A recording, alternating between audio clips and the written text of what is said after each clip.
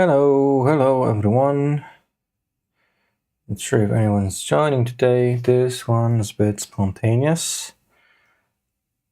I don't think that would be a problem, though, for anyone. If you want to watch this stream, you can also do it offline.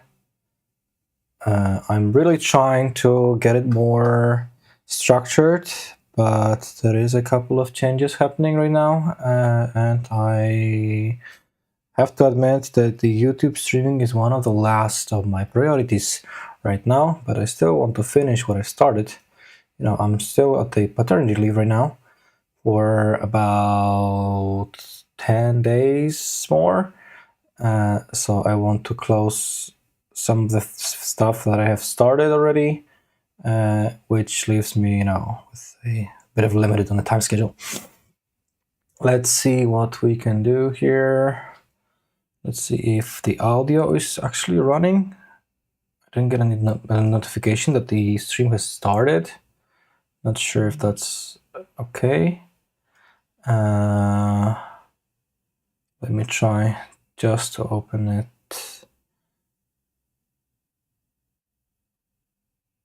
And I'm gonna see if I can see myself. Okay, there's a live event here. And I just want to check the audio because I'm using a new mic today. Let's see if this works. I'm gonna see if I can. Yep, okay. It seems like it's working, so we can start. So last time we've tried to switch and to move our OpenTelemetry spans to Jaeger. Because I did it last half a year ago or so for my OpenTelemetry, for my JMeter / OpenTelemetry configuration. So I figured it wouldn't be much of a problem.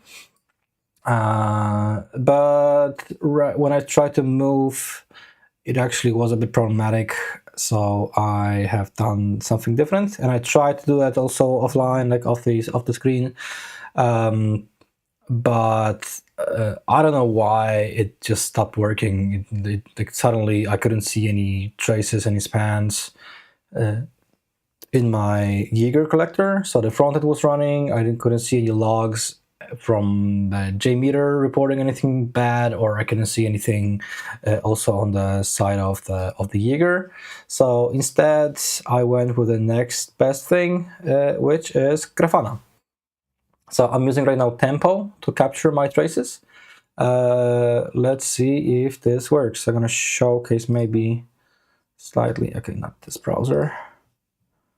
It's gonna open the browser here. And this is what it looks like. So this is what I was hoping for to get. As you can see here, I have my service. I have the action that I'm invoking here in the JMeter. Also, I have the events listed on a timeline, right? So I'm capturing those events from the browser straight. And one of these, for example, is you can see at the same time, my browser, like my Selenium WebDriver, had clicked, and it immediately triggered the before unload event on the page, right? So I can see whether there's any delay in here in this domain. The next event that was captured there was when the dump content was loaded. And you can see from this picture here, you can already derive which components from the network, so from the backend, are required to actually load all the contents to the DOM, right? So you can see here, you can browse here and deduct what's the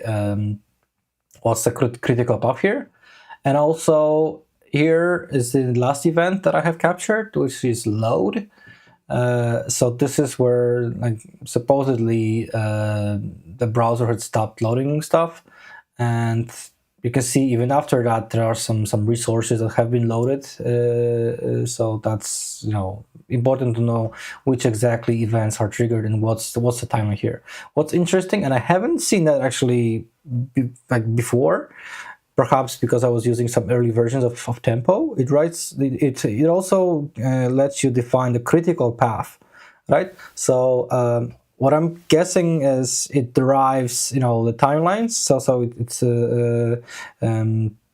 it works on a timeline, so you can see whether there's a single instance that that is blocking everything else, right? So for example, here you can see that the critical path has started in here because there was nothing else running, there was nothing else blocking the remaining requests, right? It immediately moved to the first call that was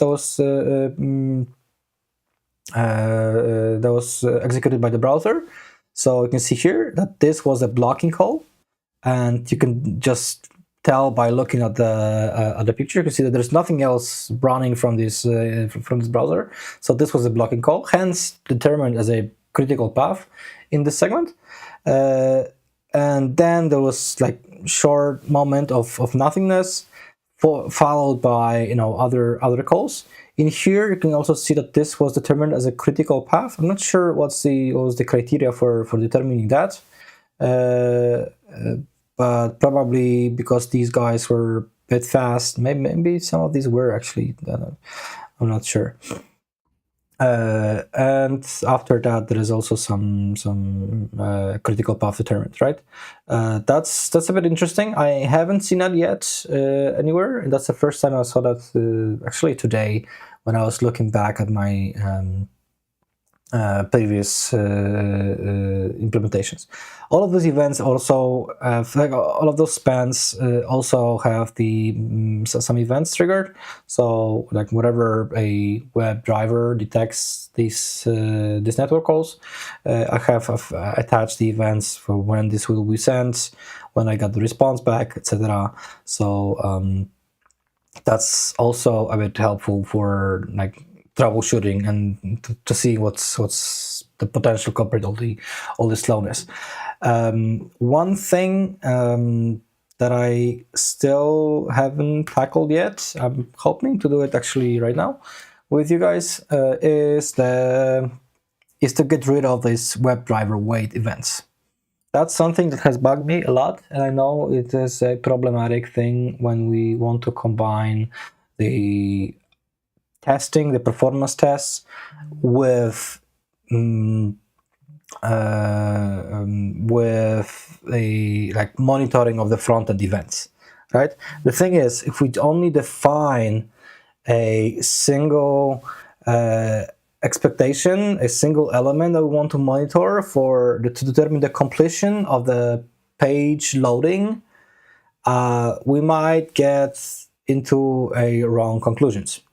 Because like when you look at the browser backends, for example, you can see here that we had determined that the page has been loaded like at some point. But what if a backend would still be rendering, like the front end would be still rendering other events, right? Not just the ones that we're interested in, but also like there's some stuff running in the background. There's still some animations running on the back end, or the browser is still fetching some resource with AJAX calls, stuff like that. That's something I want to avoid, but it's not a trivial problem to solve. So maybe I'm going to show you how I think I'm going to do it. I already have a draft of this implementation. But this is going to involve a time travel, I guess. So what we know about I also don't want to overcomplicate stuff. Maybe we're just going to open a new instance of this browser. So essentially, for me, a complete render of the page is when we have no, like typically for most the cases. I know that there are some reach applications that still have some sockets open, but for most of the cases, a healthy, complete end of page rendering is when we have finished manipulating the DOM. So there is no DOM manipulation. There is no changes to the front end, and also all the backends calls have been completed, right? So for me to for most of the cases, I know that there are some exceptions to that, but to tackle most of these events, I want to generalize it a bit. But I want to essentially determine that I have finished rendering all the page and that there is nothing running on the background. So for me, this is when the user can take an action, right? The web pages and the front end pages have become extremely reactive. There's elements of the pages that you're seeing that are still working something on the background. They don't have to be fully loaded at the time of your execution, right? But like in most of the cases, when you, for example, want to make sure that you capture all this cumulative layout shifts, this is where you will have to stop measuring it, right? A typical user would take an action like only after he or she sees that the page has fully been loaded. Otherwise, there could be some problems, or you're still reading something, but what if like 2 seconds later something else pops up because it was a reactive element, or some ad suddenly just stretches your screen and you can't see it.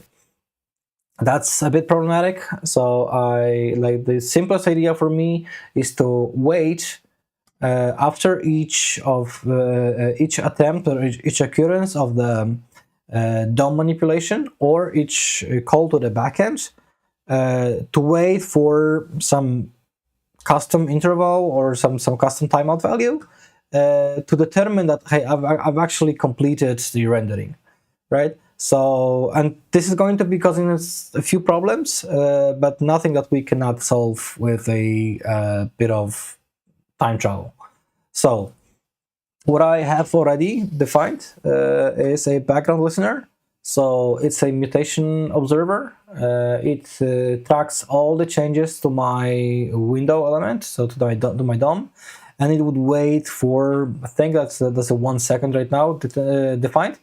It's going to wait for this time until it determines that all the tasks have been completed. This includes both the network and the front-end rendering, right? So for example, when I click here, when I just roll out the navbar, in a second after I have received a notification, so this is a debug log from my page, that all the tasks have been complete, right? So that's already on the browser part. I still don't have a way to extract that to the JMeter, but I guess we're gonna work on that as well.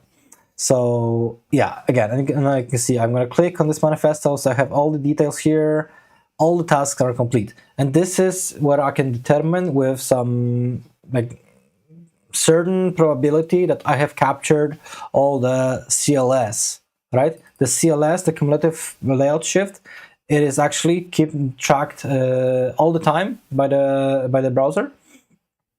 So, and it's been added all the time as not only when you load a page, but also when it renders additional components, or when it opens up a new element, stuff like that, right? So that's the thing you want to make sure you actually capture up until you have fully finished rendering your page, right? So to make sure, the only way really right now for me to think is the CLS. So is to wait until all the pages and all the elements on the page have been completed. So I have the code here. I have the code here. I did it with a lot of help from ChatGPT, because honestly I hate JavaScript and I don't know much about I know some stuff, but I don't know everything about the browser architecture. So it has been helpful for me. There are still some debug, but let's let debug logs. But let's walk through the code. So I have a active request counter. So this is going to make sure that I have no, like I'm going to trigger a network idle event as soon as I don't have any active requests left. This, I guess, in the current setup will only react to the AJAX calls. So I don't track the active requests that were fetched straight from the browser. This will only right now react to the calls that were triggered, like not in JavaScript, but with a browser. So all the elements you have, scripts, CSS, styles, everything that you have determined in the DOM, so in the HTML. Also for the active backend tasks, that's also keep track whether there are any backend tasks running. I think it includes some WebRTC calls and stuff like that. There is the idle time. So when do I consider that the network has been idle? This, you have to remember this value because it's going to shift or add some offset to our accuracy of the measurements, right? So if you wait for some time, not sure. Can I even draw on this thing? Anything like notes? Can I draw something here? Yeah, maybe. I'll just get a new note. I've tried to do it on the iPad, but I still haven't figured out how to do it here. Is there an option to actually draw on this thing? Nah. I would have shown you that on some drawing, but I guess I still have a few things to learn about the laptop I'm using. Okay, so it's but I don't know. It's going to shift our measurements by this offset. So you have to remember that, like physically, we will not be able to rely on the clocks anymore. So when you, for example, want to capture the events from the JMeter, you cannot determine on, you cannot rely on the clock that you typically, when you have a sampler, in the JMeter, you're going to use a physical clock to determine how long these actions took you. With this scenario, so with this approach, we'll have to just fetch and store the exact timestamp that the last event had occurred, and this is going to be returned as soon as we determine that the network has been idle, right? Either the network or the frontend. So we're gonna be doing a bit of overriding here and there, but to make sure these measurements are accurate. But you also have to remember that using this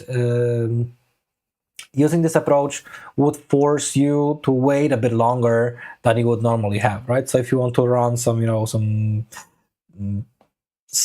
like expensive and tight loops with your browsers, there's going to be fixed delay after each step you make in the browser, if that makes any sense.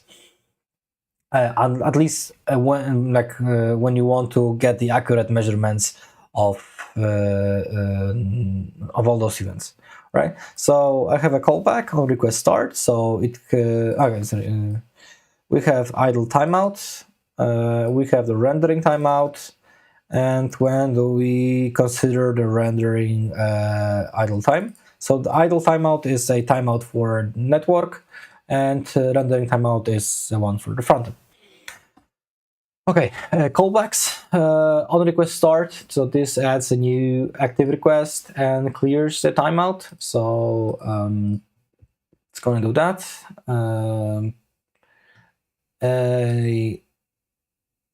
On request and so whenever I have a new request coming in, this is going to clear the timeout. So it's going to essentially set it to 0. And so I think that's what I wanted. So I want to reset the clock. Hey, I've got a new request. I'm just gonna reset that, and that should be fine. Then I have an on request end. so it deducts a single active request. Remember that for the JavaScript functions running to completion, so, and they have to be, like, if you want some concurrency, they have to be asynchronous. So there is no way for us to run into some brace conditions with those values. So all of these transactions will be atomic.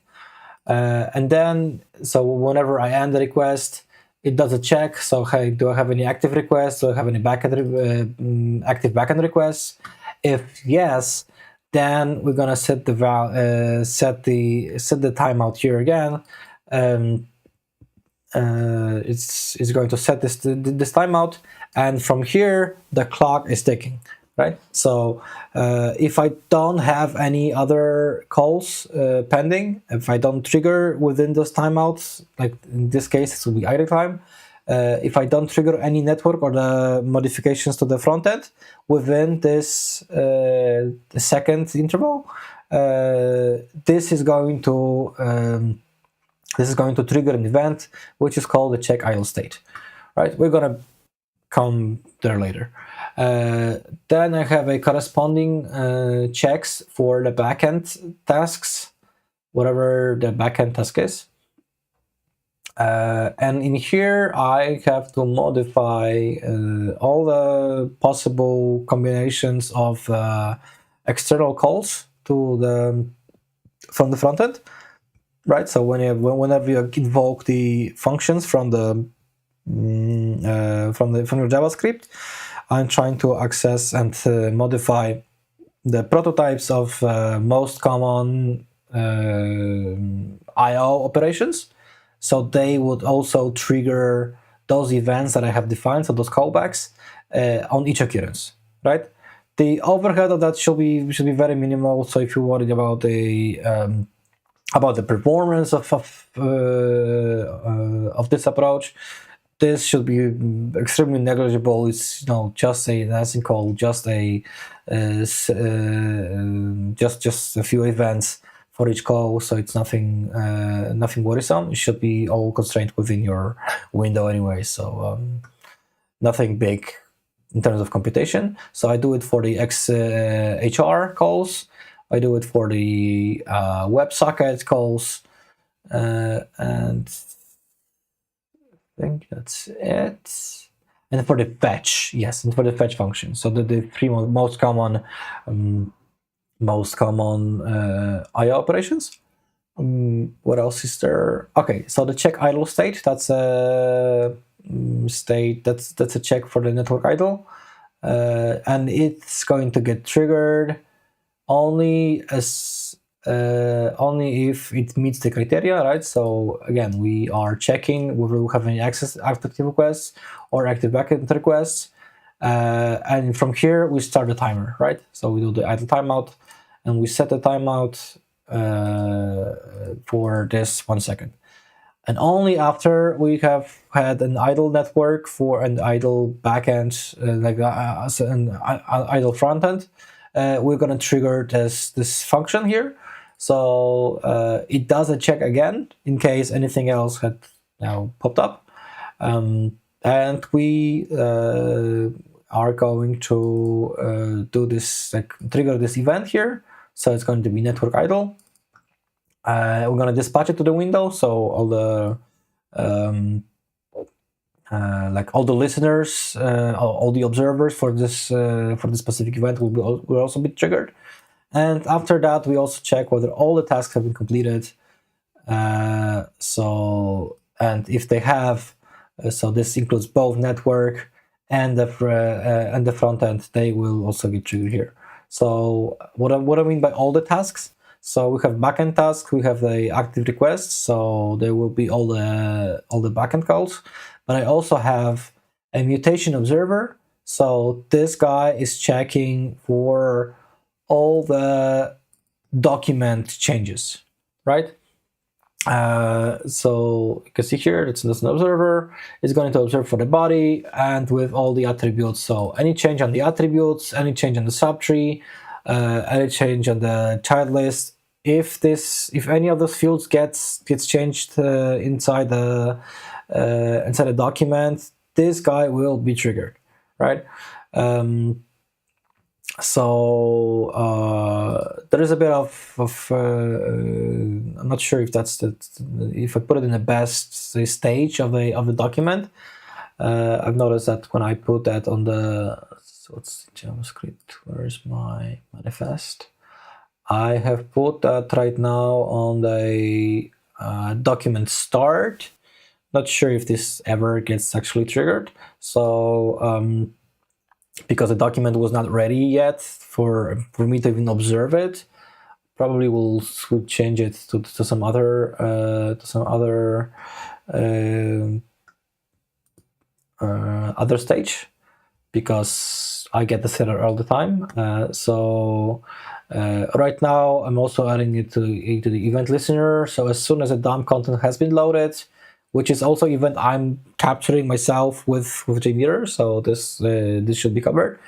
After this DOM content has been loaded, I'm starting to measure, I'm starting to listen to all the modifications to the document, right? That's pretty much it. And after that, I'm adding the listeners. They don't do much right now. They only do like logging. I will be modifying that as well. And after that, I have a public function that is just returning a new promise, and this is going to essentially wait until I have the first occurrence of the event of all the tasks has been completed. Now, time travel is one thing, but there can also be, like right now, what I'm aiming for is that the browser is going to will make us wait for those events. So I'm gonna just trigger this function here. I'm going to essentially trigger this function, wait for all the tasks complete with my Selenium. So it's going to create a few problems, I guess.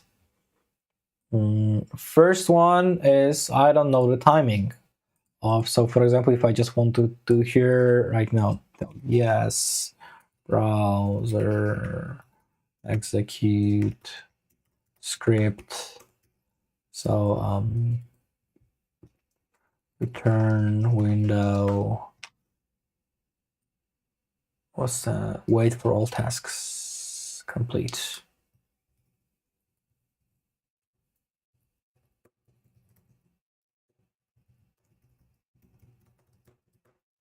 Now, what's bad about this thing? Why cannot just do? Sorry, I don't have it here. I have to add. Of course, this is a legit function call. Why can't I just do that? Because on some rare events, or maybe I don't want to block my JMeter, for whatever reason, I want to do some assertions or whatever, I can miss the occurrence of this event, right? I know that I have a large timeout set up, but there is a chance that when I do some get call, this event here is going to be triggered before I have actually tried to listen for it, right? So and that's another problem, right? Because if I miss this, I may actually block the whole JMeter thread, and it's going to cause some trouble. So instead of that, what I'm thinking, maybe I'm just going to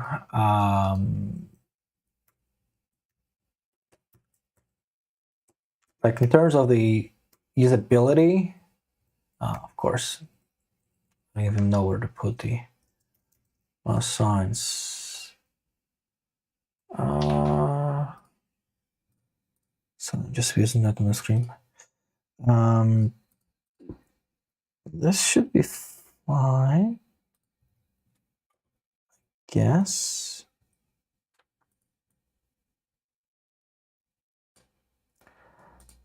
instead of just relying on the clocks here, I think I should just, why is, okay, it's a single clock.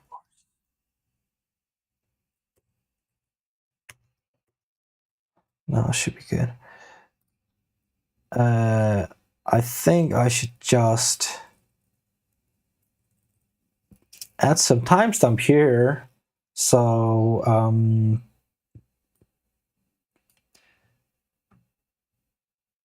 sample result. What's the current timestamp? So something like WDS bars timestamp, whatever.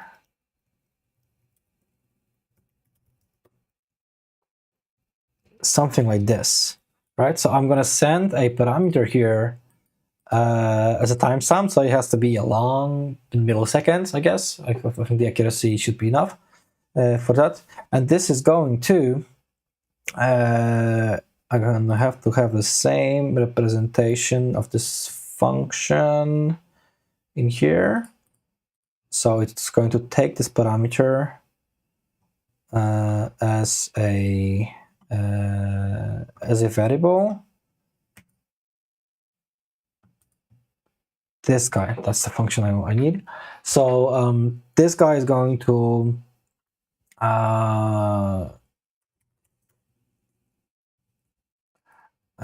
so timestamp,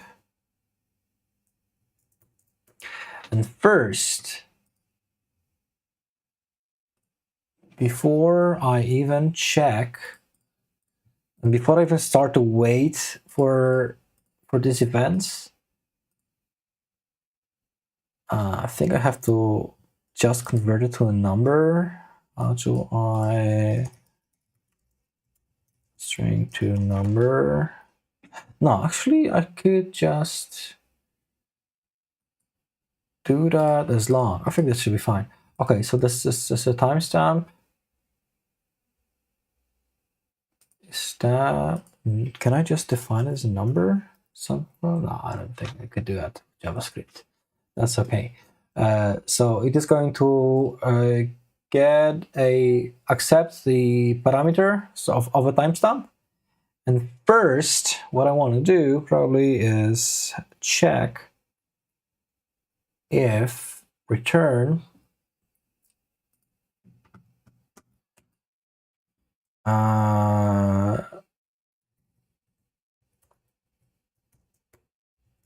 local storage, was it? I think I should be looking at the local storage. Yep, local storage get item.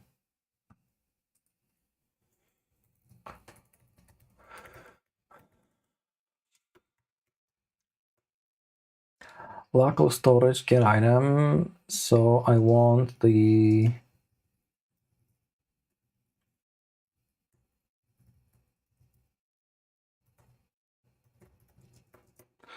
all tasks complete. And now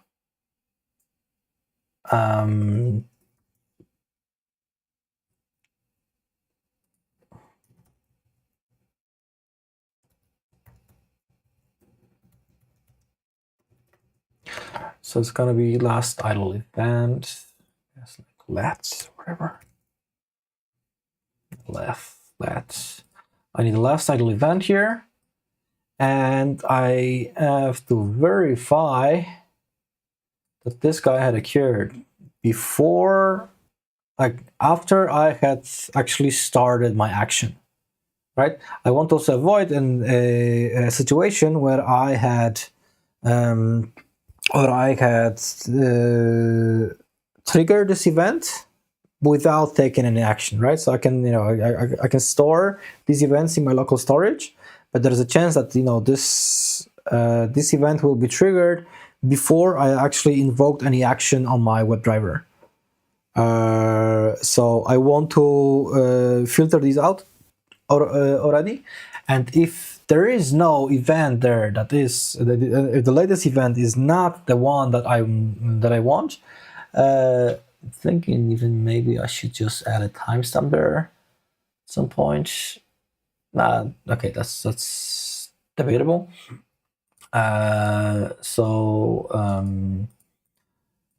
If this event had been triggered before my action on the browser, I want to just discard it, and I want to wait for a new.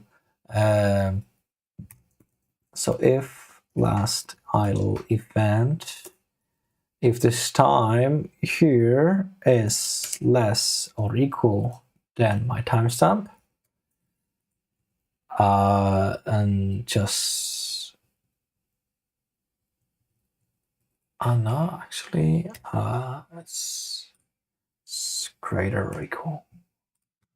It cannot be or equal because I have also an offset here. So if this event had been triggered after my timestamp that I sent out as a function, I want to return it. Right. So effectively, I will be returning a timestamp of the occurrence of this event. Right. Now there is going to be a bit of play with the clocks, I guess, with timeouts here, but I guess it's not going to be much of a problem, suppose. So what I effectively want from this function is to return me the timestamp of not the occurrence of this all task complete, but from the last say last occurrence of the modification of either the DOM or the network call, right? So this event is going to be only triggered in my case it's going to be in my case this event is going to be triggered a second after this timestamp had occurred, right? That's not ideal, but that's the necessary evil. Would say we have to right now embrace. So I have to make sure I actually also keep track of these events here whenever they are active, right? So what I'm thinking, it's gonna be much. I could not refer to these constants anywhere in the browser in my injected functions. It's not the injected web files. It's going to be here. There is no way for this function to communicate with the end user. Just thinking out loud right now. When to actually do that. The order of those functions matter a lot. I can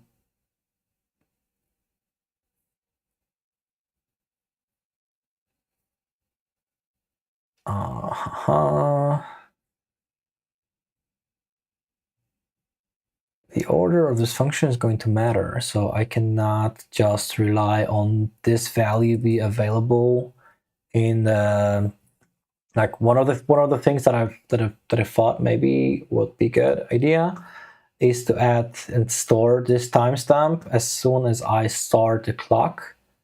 So as soon as I detect that hey this timeout here is going to be triggered, so like check idle state function, but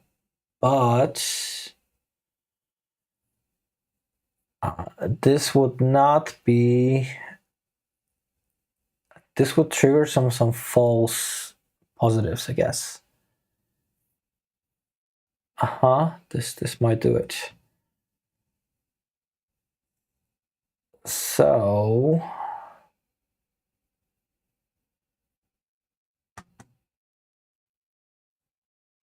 either we should do it after we have waited and then just subtract this whole timeout from the current date, so we can just get the current date and extract the.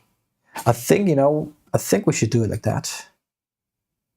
Yes, so we know what's the timeout there.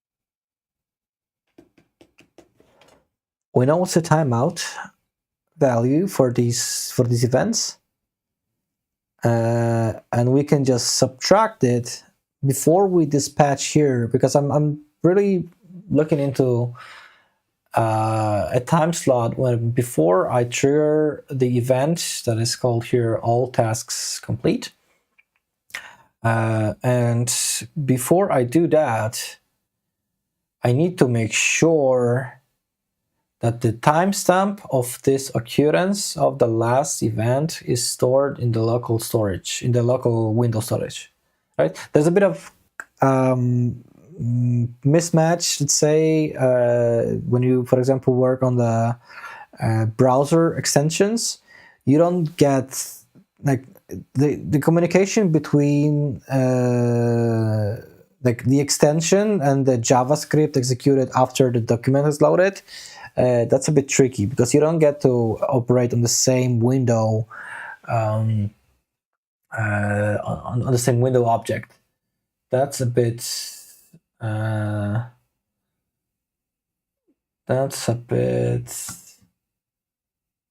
tricky here. So what I'm thinking,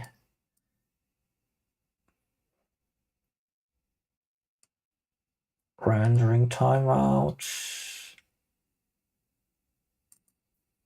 check all tasks complete. I'm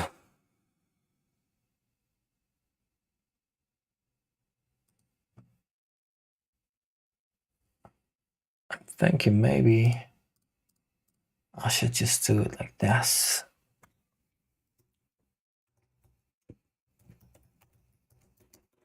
Window local storage. So just before I trigger this event that the all tasks have been completed, I will store the timestamp, so the current date minus the timestamp, the last timestamp.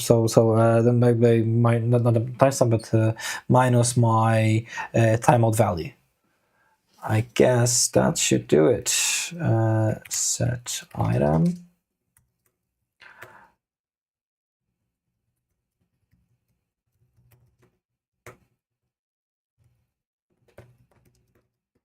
Here, so I can just do a key value string. I think this should work. Okay, so all tasks complete timestamp. Oh, see, I should not be. Okay. And I need new date minus what? Minus rendering idle time.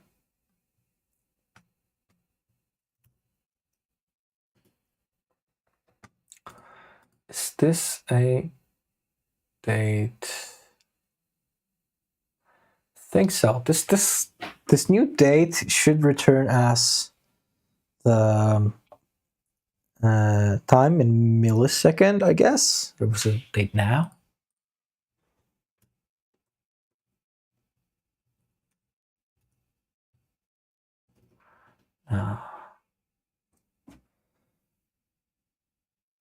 Let's get milliseconds. Now, get milliseconds is only going to give us milliseconds. I'm also making a bold assumption that your browser is going to be running on the same clock as the JMeter. Let's see.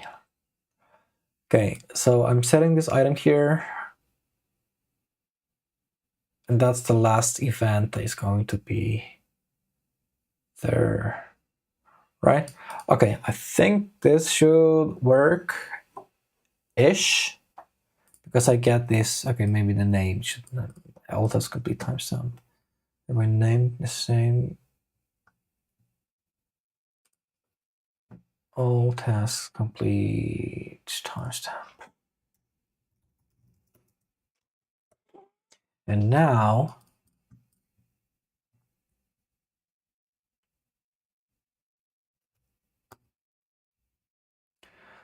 I also need this event here. So as soon as this guy is returned, the timestamp, I think I have to. Can I? Do the types even exist right now in JavaScript? I really have no idea what I'm doing here. Also,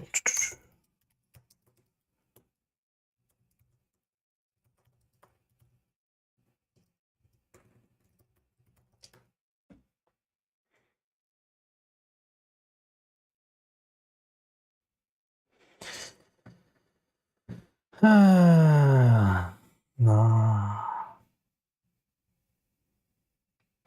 That's type assertion. I don't want that.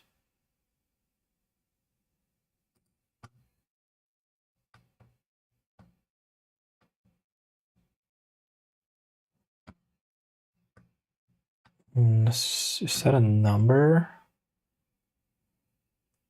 It's a type alias. Okay, it has to be a number. Okay, that's close enough for me. So I can just define it as a number. Guess. No, it's not that.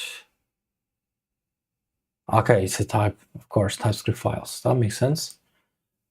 I guess I should just do it like that. And okay, so in theory, this should return me a timestamp of the last event here. What's the resolve?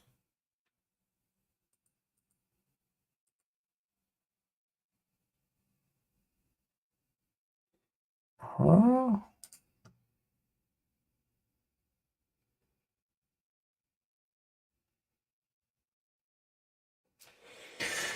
Okay, this guy is going to return a promise.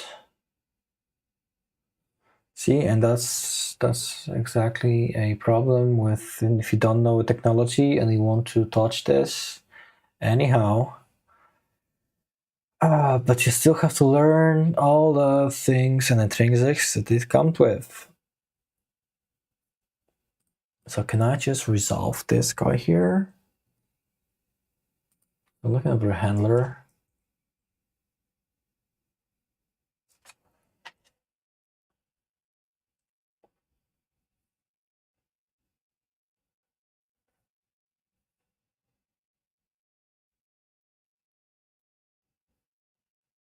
Okay, so this guy is going to return a new promise with a resolve function. Damn it, this is like I really hate that.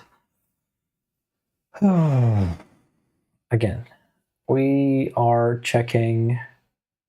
We're starting from here, right? So if there's an event here waiting for us and the event is older than our timestamp defined in the function, so that the ones that we, for example, take as a sampler start from JMeter, we should just return it, right? And there is no problem with that. After that, there is a promise object, and I really hate, I haven't learned about these promise constructors, and the promise callback is supposed to come resolve callback used to resolve the promise with a value of result or another promise, and reject callback used to reject the promise with a provided reason or error. Yeah.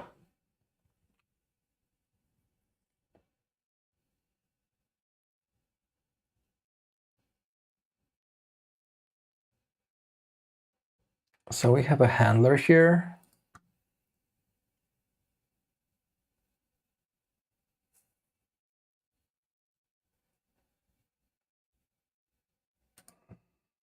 What's the resolve function? And this arrow annotation is also some of the functions here, right?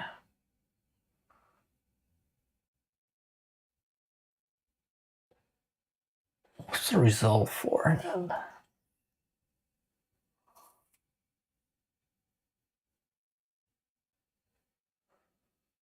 Huh, okay. I wouldn't worry about that right now. Let's try to trigger this guy and see if we have some meaningful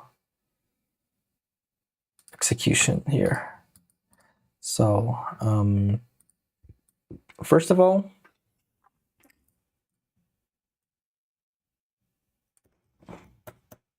this guy should be executed in here, right? So that's the whole goal of the of this operation. I just want a single function that is going to I just want a single function that is going to be executed instead of, you know, waiting for some custom elements on the front end. Maybe it's gonna work. Okay, but this guy,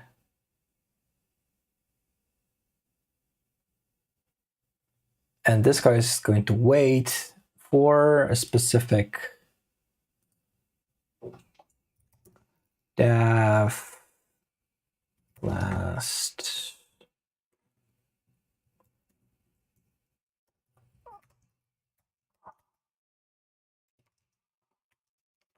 it's going to be browser idle timestamp, right? I need this guy here. After that, I can finish the sample result modification. I think like I'll be overriding this timestamp anyways because I need this timestamp a little later to close the sampler from the JMeter. We're going to be overriding the elapsed time of this object, and we are going to be overriding the span duration as well. So that's the two places we're going to have to do some magic. So typically you would rely on the clock. So you know internally a JMeter would trace and start the sampler and end them, and using the clock, after you invoke the sample end, sample start, using the clock, it's going to determine the elapsed time. The same thing with the OpenTelemetry. So it's also going to track the current clock. But fortunately, both of them give us an option to override these timestamps, so we should be good there. Okay, I don't expect it to work right now, but let's see. Maybe it will for the first time, but I know for a fact that it should not be. I don't expect it to work, but I'm going to run it anyway. Let's see. Opening page worked. Okay, there is something weird that had happened. The function that I've called was probably not executed. Or there will be some error. Let's see.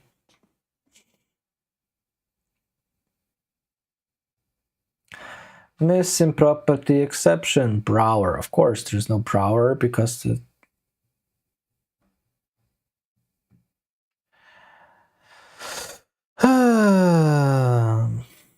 because I have misspelled that. Where is that?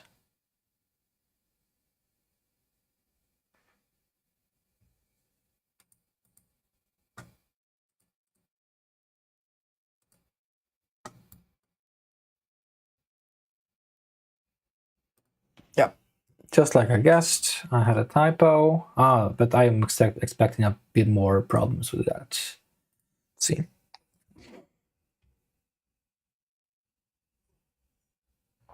Again, I think it didn't work because I should be waiting for the execution of the event. So network, like all the task idle event, I'm guessing there will be some few more errors, like a timestamp that I have not defined. That's one of the ideas here. Okay. Let's see what it was.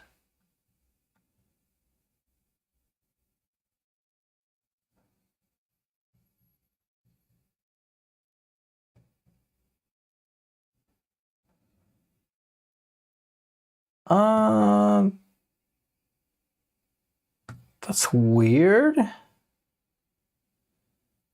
No signature method is applicable for argument type strings, values, timestamp. That's a bit weird. The bars should be defined.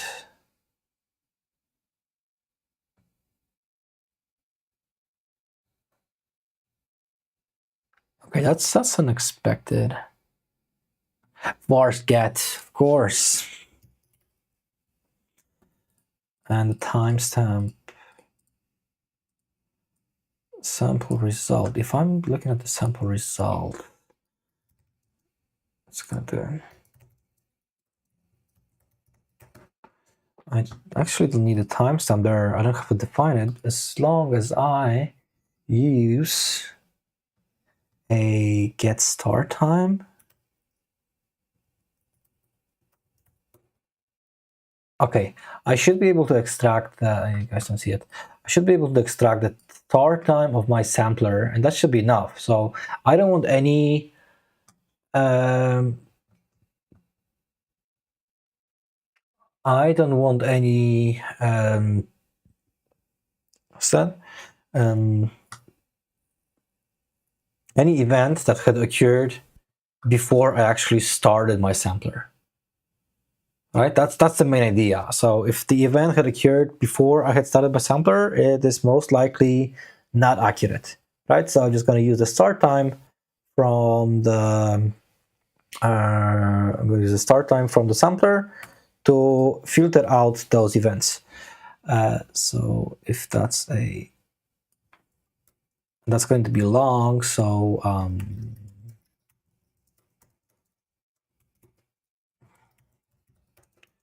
sample result get start time. Yep. It has to be a string value. This will be passed as a as a number, I guess, because I'm executing here JavaScript. So it should call this function here, wait for all tasks to complete with this timestamp here. Let's see what it does. Also, a first attempt was most likely it's not going to work, but we can just debug it later. Okay, page opening. It was still too fast. It was still way too fast, so I guess we didn't wait for this event.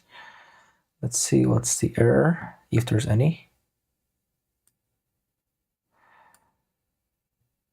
Script exception, wait for all tasks to complete is not a function. Okay, we're getting somewhere. It says that it's not a function. That's not half bad because it should be a function, I guess. But at least we're getting somewhere. Okay.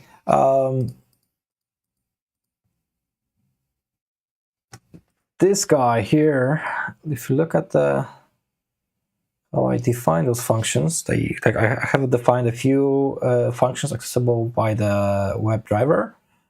They are all in the same manner. So I get the wait for DOM content loader, they wait for the events, define the retrieval function here, so it also does that, and it attaches. So this is the vitals, page events. That's also good.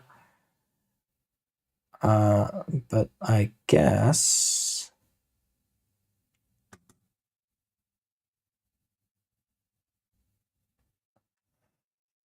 this should also be defined in somewhere.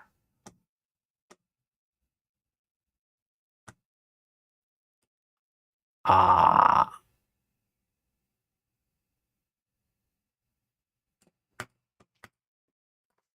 think that's how it's done here. So it is using the inject inline script here. So it just appends that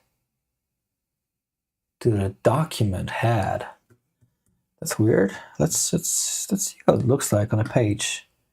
That's correct. This should be in the head section as a script. These are jQuery scripts. These are meta tags. Links, script section.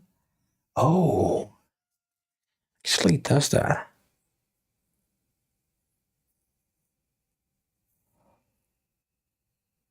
I think I should do the same with my function because I'm definitely using the core web vitals and get page events. I think this is how the script is injecting these functions to the browser, to the page. Fortunately, these are not downloaded, so they are like easily defined. But let's see. Yeah, I think that's how it's like done right now. At least that's how the ChatGPT had suggested. Okay, so I think we can safely just copy over this guy. Set as a function here.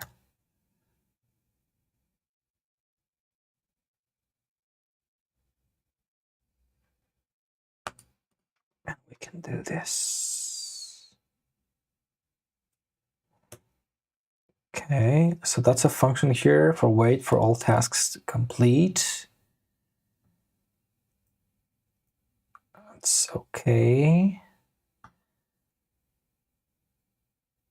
Wait for DOM content loaded.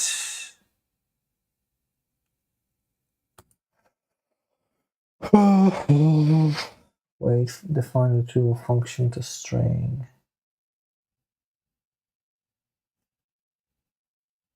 Okay, so this, okay, that's just, it should be landed here then. Wait for all tasks to complete, I guess. And that should do it. This guy can just be determined. That's actually a pretty neat way to inject the JavaScript, right? So if you look at this implementation here, this guy is waiting for the DOM to be completed. Once it is injecting the inline script. And it takes that by stringifying, so it takes the function here, the full function, it uses that as a string and injects it straight to the DOM. That's actually pretty smart, although I'm not sure how it's going to translate into the performance. But that's interesting nonetheless. Right, so okay, so it does here, so this function is invoked, it checks for the document state, if the document's been completed or not. Probably, most likely it won't be, but as soon as the DOM content has been loaded, it is going to inject this script into the head section, right? So, and it happens here.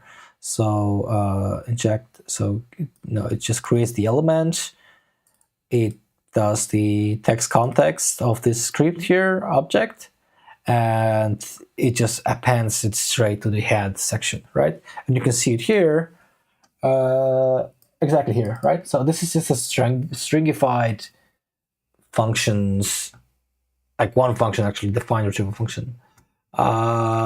It's actually pretty smart.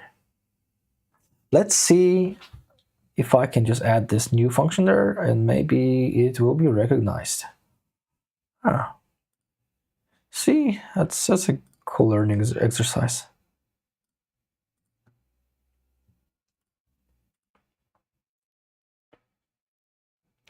Okay, just gonna start this guy here. Let's clean everything here.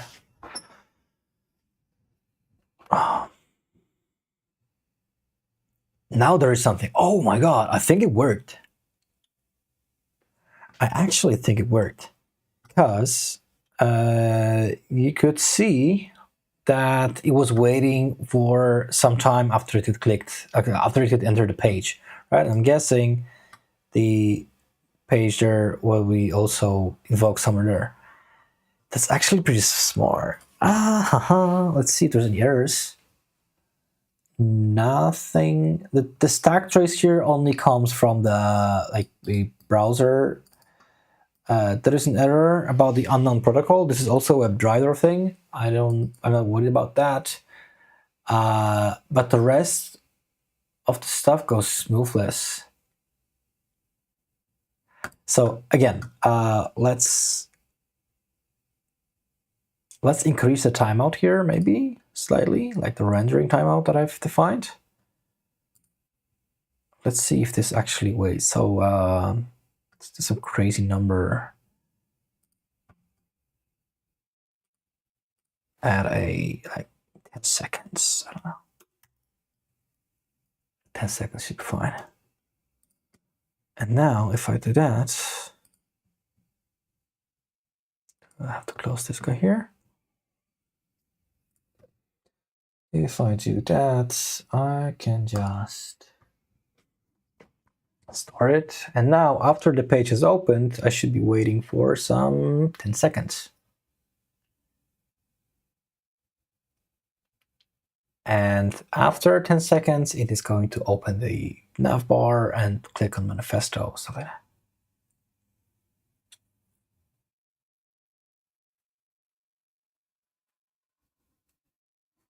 See? Yep. Okay, at least we can invoke that and we can wait for those events. That's pretty cool. Again, the whole point of this exercise is to get rid of the expected element waits, right? So we are extracting this browser idle timestamp. Let's just do it for every step. So see here, like when you have a wait elements, WebDriver wait, I can just replace it right now with this guy here, right? And it's going to do the waiting for me. It's going to wait until all the processes and all the browser stuff had been invoked, so completed. So this should help me with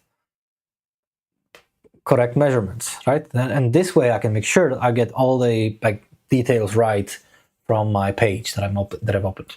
And click manifesto. I'm also do the same. So it's like page events, find elements.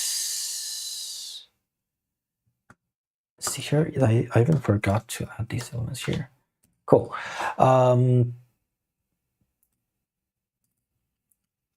Now let's see how this works. I'm gonna close everything.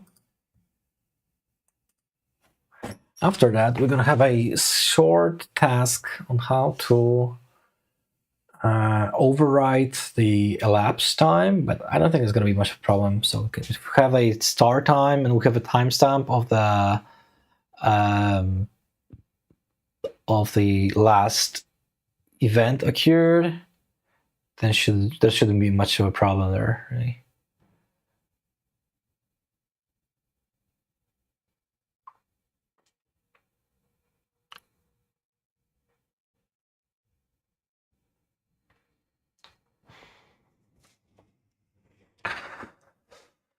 Yep. Okay, so see, guys, it opened. It's gonna wait for these 10 seconds because apparently, I mean, not for 10 seconds. It's the browser is gonna be delayed for the 10 seconds period that I have defined.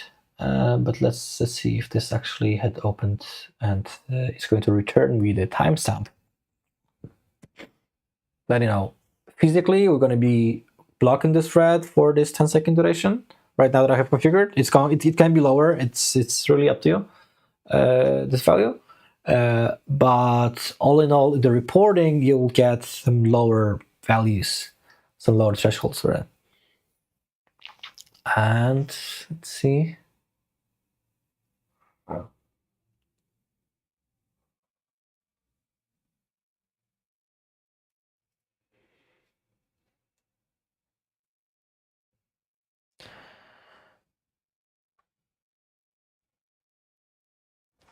And this guy is taking a bit too long. How is the Okay, because this guy clicked. No, I did. Did click here.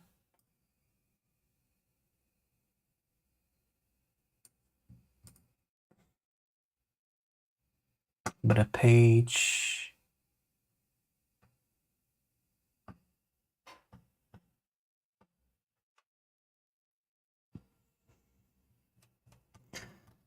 There's no errors. Oh, and does actually use element not interactable.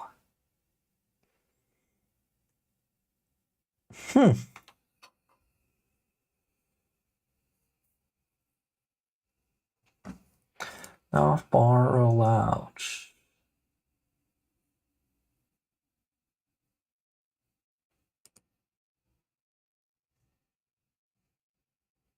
Why on earth? Okay, so this one's a bit interesting. I got an error saying that the element was not interactable. I'm not sure why. So we are talking about navbar rollout.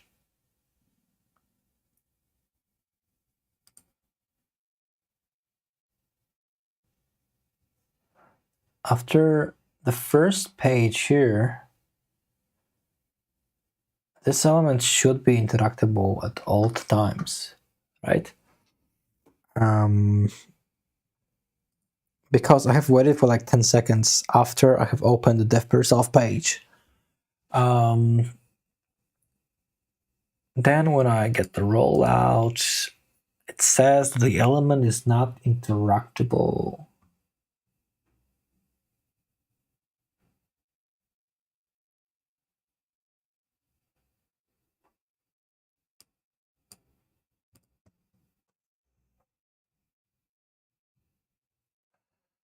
Why is that? That's weird. The timing here should be more than enough to find these elements and to make sure that it's interactable.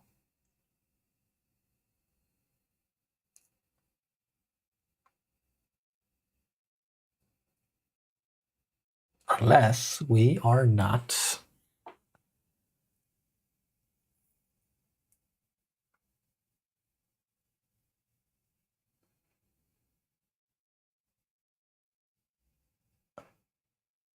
Okay, let's see. Unless we are not emitting or we're not getting this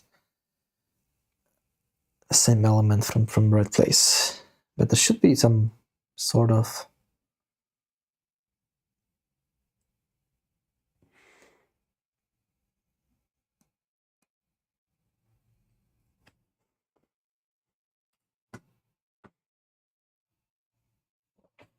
okay, I'm just gonna look at the console messages. When exactly? Okay, all the tasks are complete. This guy has completed the tasks. It's fine, I guess. And now, after 10 seconds-ish, there should be another event for the same, so all the tasks are complete. After that, we should be able to proceed further to the next step. Okay. Yep, this guy. And right now, we should already be clicking on the manifesto, which, for whatever reason,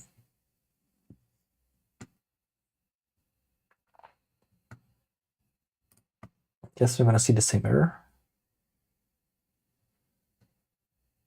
Element not interactable. Why would that be here? So for whatever reason, when we have switched the wait states, it is still complaining that this element here is not interactable.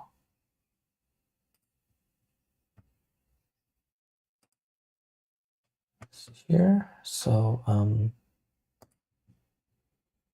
the XPath for this should not be changed, I guess. Yeah. Oh.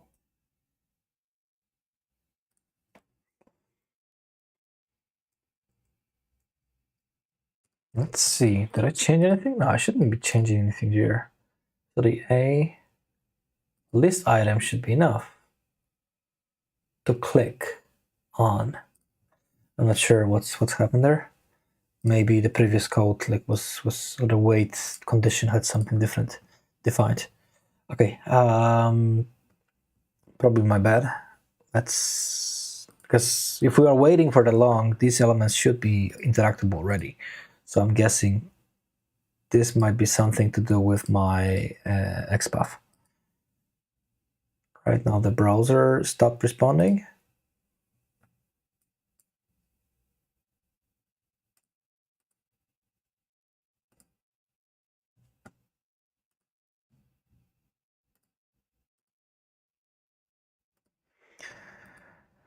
Let's see. Okay, force quitting. Quit. Okay, I think we should be good now.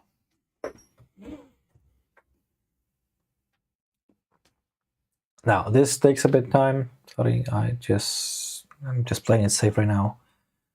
Try to find out what's the problem.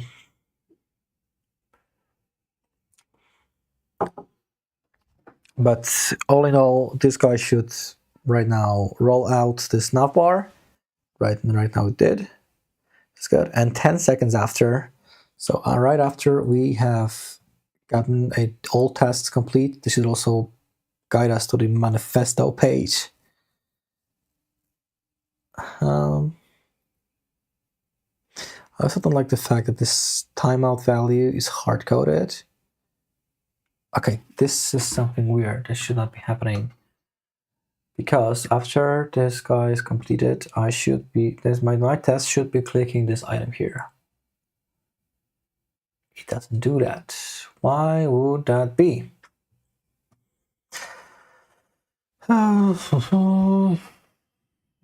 Any ideas? Anything from the audience, maybe? You guys are watching? Nope. I don't see anything weird. Must be something in the test here then. Like the click manifesto. Element is not interactable. Why wouldn't it be though? The A. No, it's a link, I guess. It has been a while since I wrote a web or Selenium scripts, but I'm pretty sure. Should have a problem. Okay, let's say find element. My XPath, and then a click.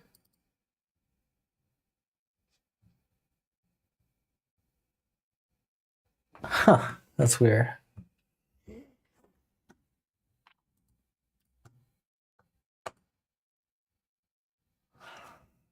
That's weird. Yeah, I'm put it running the same. This isn't going to change the outcome, I guess.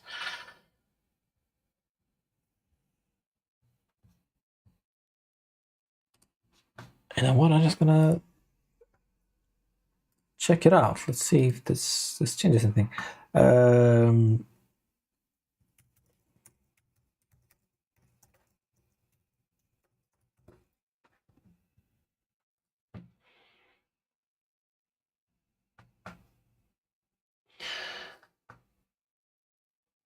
Implicit wait. It's not invisible horizontal screen.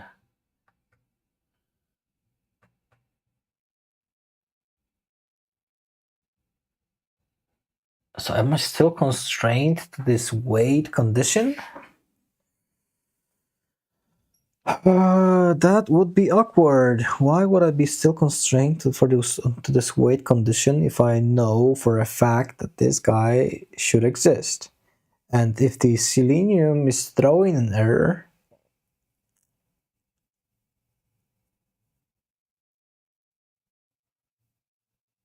huh, that's an interesting case.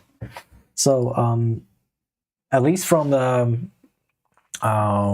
Stack Overflow, this guy says that the element is not detectable because either element has not properly rendered.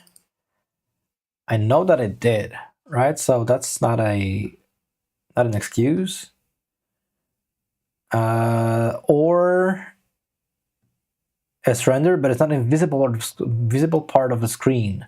That's also not true because this guy is for sure. I'm looking at this element here, right? So that's the element I was looking for the most. And as soon as I get the notification that all the tasks have been complete, this implies that the rendering has been completed, and I should be able to, well, click on this manifesto. Why can't I do that? That's a bit of a mystery. Okay, but it is past noon already. I will be looking at that also off screen, so offline. I think that's it for today. What we have achieved already is quite a big thing. So we do have all these events. Maybe we're just gonna. If I just reply right now. Okay, this is something that we are still trying to tackle somehow.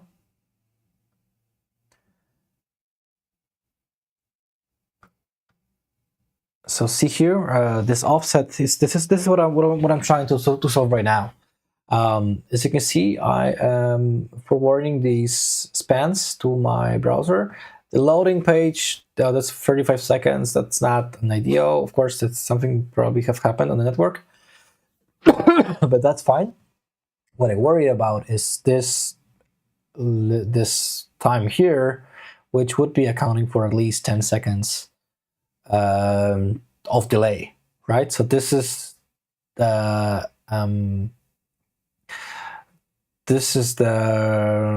timestamp or the timing I want to eliminate completely from my own operations, right?